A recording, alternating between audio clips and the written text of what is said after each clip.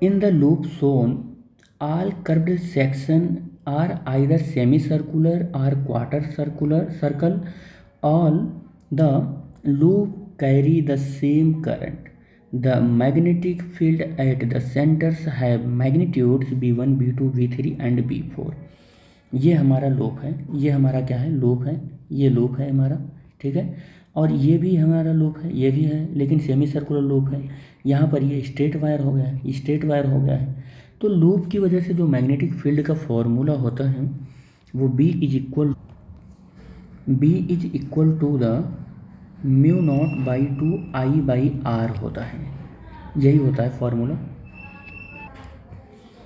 तो यहाँ पर अगर मैग्नेटिक फील्ड देखोगे, अगर मान लो करंट का डायरेक्शन ये ले लेते हो आप, करंट का डायरेक्शन आप ये ले लेते हो, तो देखो करंट की डायरेक्शन आप लोगे तो यहाँ मैग्नेटिक फील्ड देखो आप, और यहाँ पर मैग्नेटिक फील्ड देखो आप, दोनों की वजह से इनवर्ट जा रहा है और दोनों मैग्नेटिक फील्ड ऐड हो जाएगी।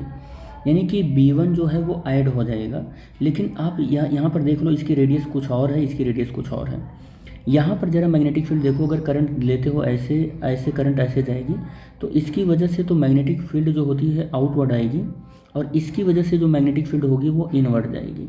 तो यहाँ पर जो नेट मैग्नेटिक फील्ड B2 आएगी वो B1 माइनस B2 आ जाएगा। अगर इसका मैं B1 बोलूँ तो, इसका B1 बोलूँ और उसका B2 बोलूँ तो, ठीक है। यानी कि यहाँ डैश बना लो, इसको डैश बना लो, इसको डैश बना लो, तो यहाँ पर देखेंगे कि कम आ रही है। यहाँ पर मैग्नेटिक फील्ड देखो कि V1 डैश जो होगा, या A और B दोनों ऐड हो रहा है। यहाँ पर मैग्नेटिक फील्ड देखो, यहाँ पर देखो ये रेडियस और बड़ा हो गया थोड़ा सा, यानी कि B3 थोड़ा सा और कम हो गया, B3 और कम हो गया, B3 और कम हो गया। बस मैं अप्रोच दे रहा हूँ, अभी अब ये आंसर आ जाएगा। और यहाँ पर देखो, अगर करंट का डायरेक्शन आप लेते हो तो सबसे स्ट्रांग जो मैग्नेटिक फील्ड आ रहा है इसका आ रहा है, इसकी वजह से भी इनवर्ड, इसकी वजह से भी इनवर्ड, इसकी वजह से भी इनवर्ड मैग्नेटिक फील्ड आ रही है। यानी कि B4 सबसे ज़्यादा स्ट्रांग आ रहा है, उसके बाद स्ट्रांग B1 आ रहा है, उसके बाद B2 आ रहा है, और सबसे कम स्ट्रांग कौन आ रहा है, B3 आ रहा है। कौन आ रहा है, B3 आ रहा है।